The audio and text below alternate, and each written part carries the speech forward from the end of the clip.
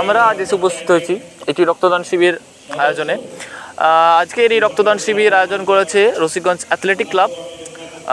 এই মহৎ রক্তদান শিবিরে এসে উপস্থিত হয়েছেন দাসপুর বিধানসভার এমএলএ শ্রীমতী মমতা ভূঁইয়া মহাশয় এবং আরও বিশিষ্ট ব্যক্তিবৃন্দ। চলুন দেখে নেওয়া যাক কেমন ছিল আজকে রক্তদান শিবিরের এই অনুষ্ঠান।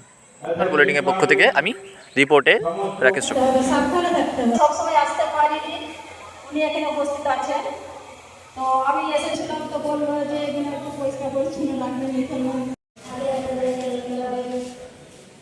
রক্তদান শিবিরটা এই সম্বন্ধে আপনার অনুভূতিটা কি? আজকে যে রক্তদান শিবিরটা অনুষ্ঠিত হলো, আমি খুব গর্বিত। এই সময় আমাদের এলাকার বন্যা কবলিত মানুষ, এই সময় ডেঙ্গু, ম্যালেরিয়া হয়। এই ক্লাব কিন্তু শুধু রক্তদান নয়, প্রতি বছরের নেয় এই রক্তদানটা শিবির করে থাকে।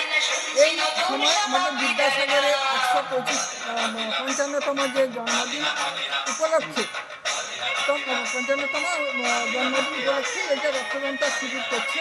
এবং এখানকার মানুষের এই অ্যাথলেটিক ক্লাব সবসময় মানুষের আপদে বিপদে সবসময় রয়েছে। আজকে আমি সেই জন্য আমি এলাকার বিধায়ক হয়ে আমি খুব গর্বিত।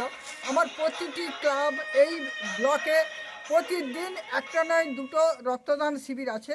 মানুষের পাশে থাকার অঙ্গীকার নিয়েছে দাসপুর ব্লক, সেই যে আমার বিধানসভা।